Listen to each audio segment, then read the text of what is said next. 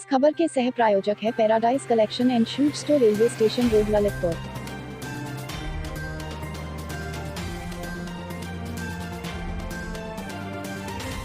इस खबर की सह प्रायोजक Sanskar valley academy school, Mahroni road, Masaura Kala, Lalitpur. नमस्कार, ललितपुर लाइव टीवी में आप सभी का एक बार फिर से बहुत बहुत स्वागत है। मैं हूं आपके साथ शिवानी शर्मा। ललितपुर जिले के तहसील मंडावरा पहुंचे सीएम योगी आदित्यनाथ। विभिन्न परियोजनाओं का किया लोकार्पण। मंडावरा के दसान नदी की सहायक नदी बड्डई नदी पर बनाए गए लगभग 3000 हेक्टेयर भूमि सिंचित होगी, जिसमें 1 दर्जन से ज्यादा गांव के लोगों को इस बड़ी परियोजना का लाभ मिलेगा, जिसका सीएम योगी आदित्यनाथ ने बड्डई बांध जाकर बड़ी परियोजना का किया लोकार्पण। जो इस देश में 70 साल से परंपरा है,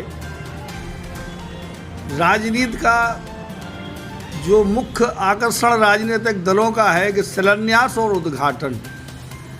जनता के बीच में कोई काम नहीं होता है। 70 साल में सबसे ज़्यादा उद्घाटन और शिलान्यास में समय निकाल दिया, लेकिन जिस जनता के लिए काम करना चाहिए, जिस जनता तक जो है आखिरी पैसा पहुंचना चाहिए, जिस हिंदुस्तान का जो आखिरी व्यक्ति है उस तक उसका लाभ पहुंचना चाहिए, ये नहीं होता है।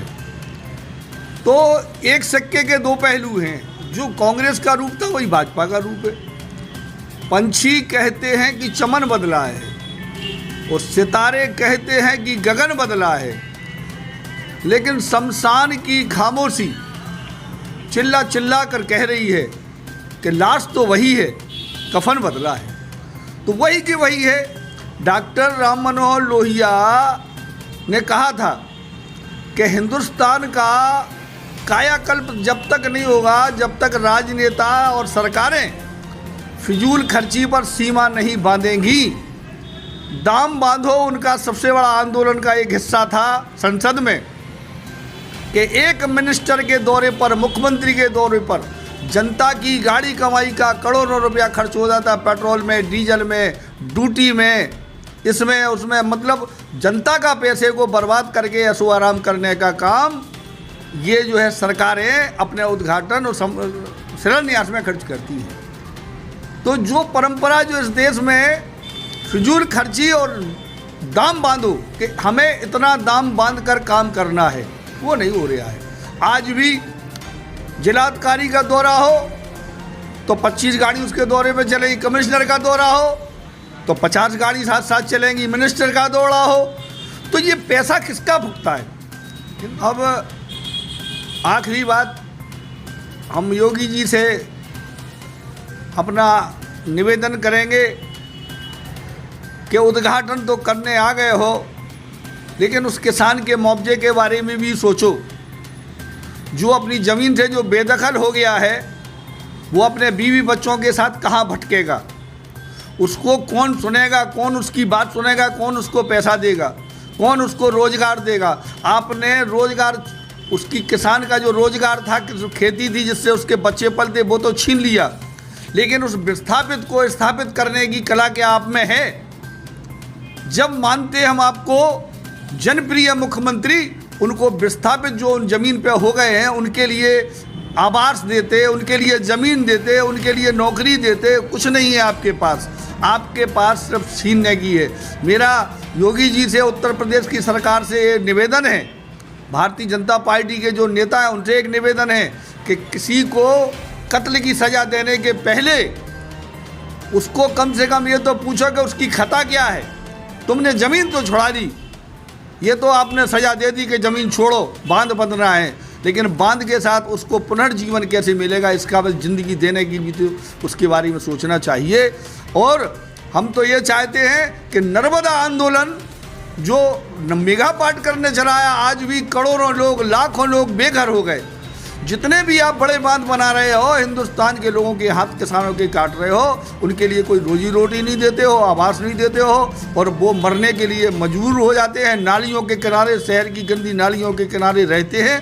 लिहाजा इन सरकारों को सोचना चाहिए कि जो हाल नर्मदा सरोवर का हाल हुआ, मेगा पाट कर जो लड़ रही है, आज भी लड़ रही हैं उन विस्थापितों के लिए, यही हाल हमारे ज़िले का है। हमारे ज़िले के अधिकारियों से निवेदन है कि इनके लिए कुछ सुकून देने का काम करें। विस्थापितों को पैसा दें, उन्हें बसाएं, उन्हें पट्टे दें, उनके लिए रोजगार दें। आप चमक तो दिखाते हो, आपने पावर प्लांट लगाया, क्या इस जिले के किसी आदमी को नौकरी दी पावर प्लांट में? जिनकी जमीन छीनी क्या उनको नौकरी दी? नहीं दी। विस्थापित लोग घूम रहे हैं, सड़कों पे घूम रहे हैं, उनका जो पैसा था वो ख़त्म हो गया। इन्हीं बातों से हम कहेंगे कि इनसे बदलने वाली हालात नहीं हैं। मुख्यमंत्री जी सोचो उस गरीब के लिए, विस्थापितों के लिए, किसानों के लिए। आज देश में किसान आंदोलन चल रहा है, सैकड़ों लोग किसान मर गए, खप गए, आत्महत्या कर ली, लेकिन आपके चेहरे पे सिकन नहीं आई। किसान मरने के बाद आप में संवेदना नहीं आई, तो आपका कैसा संवेदनशील हिंदुत्व है? मेरी समझ के बाहर है कि हिंदुत्व कैसा है। अखलाक मर जाता है तो सुबोध सिंह के लिए आप गोली मार देते हो।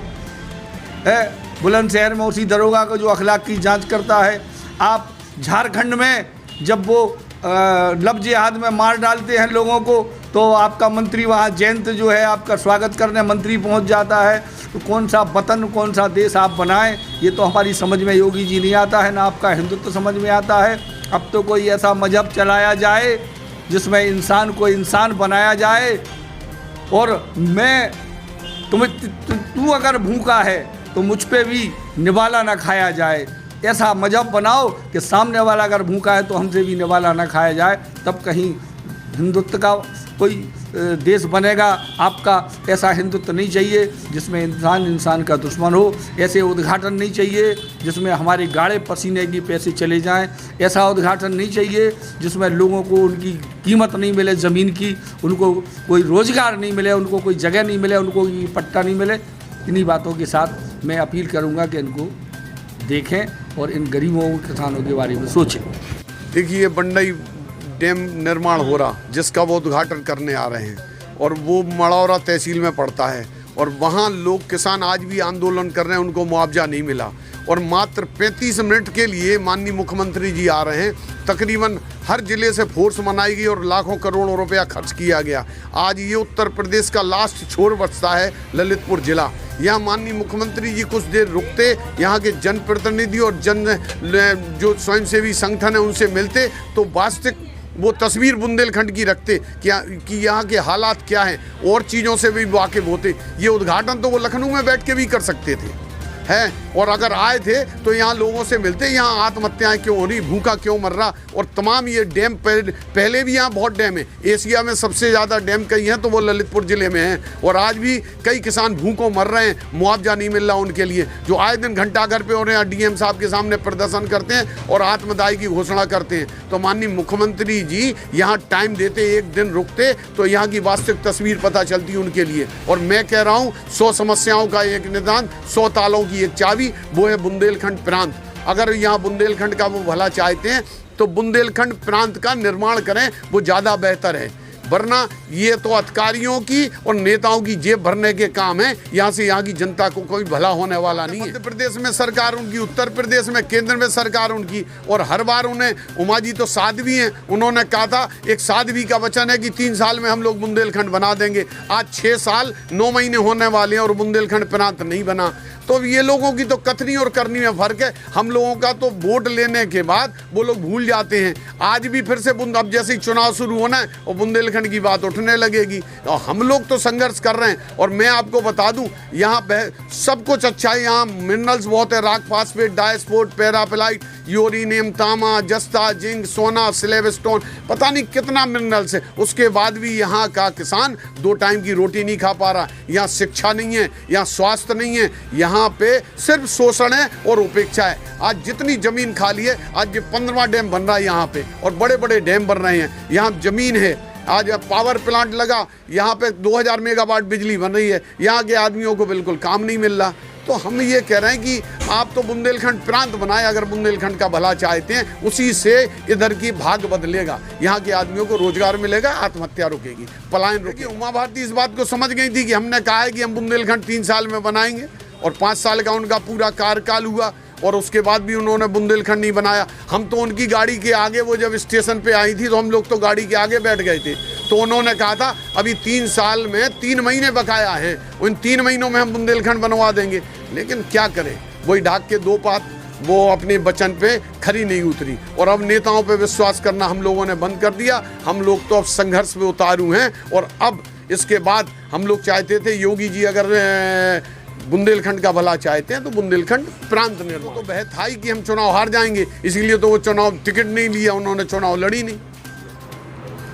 आज़ादी के 70 सालों के बाद माननीय योगी जी एक ऐसे मुख्यमंत्री के रूप में जनता के रूप में प्रदर्शित हुए हैं कि जो भी आवाज़ उठाता है उसकी आवाज़ दमनकारी रवैये से दबा दी जाती है।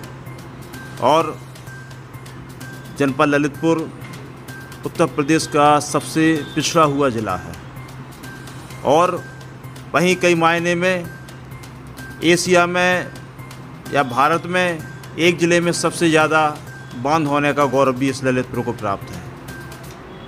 ऐसी स्थिति में आज माननीय योगी जी द्वारा बंडई बांध का जो उद्घाटन करने का कार्यक्रम जनपद ललितपुर में मड़ौरा में है,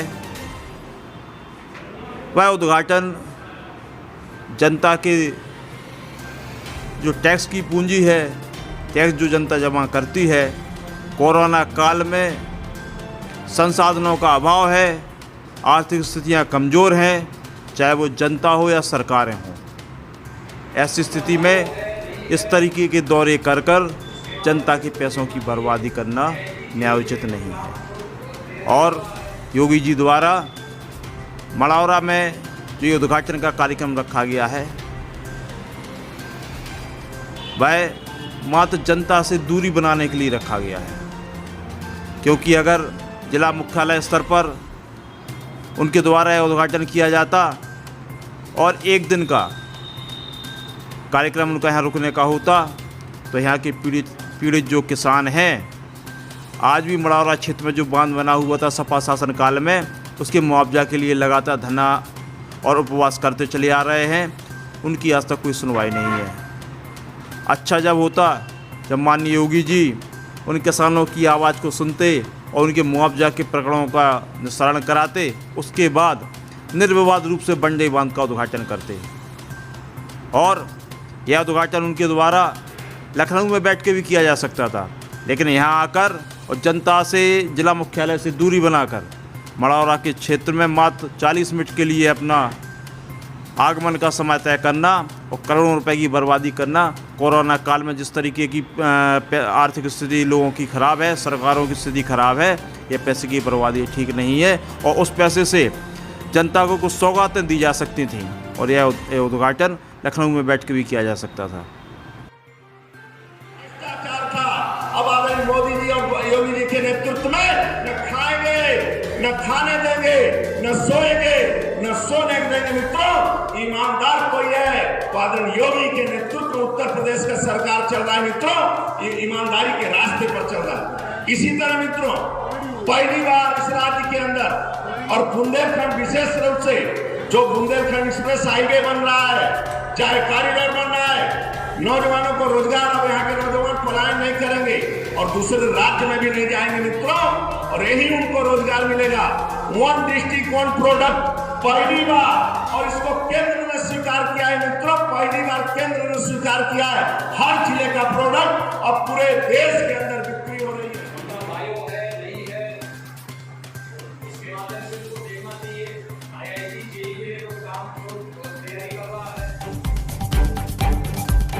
Subscribe now and press the bell icon. Never miss an update.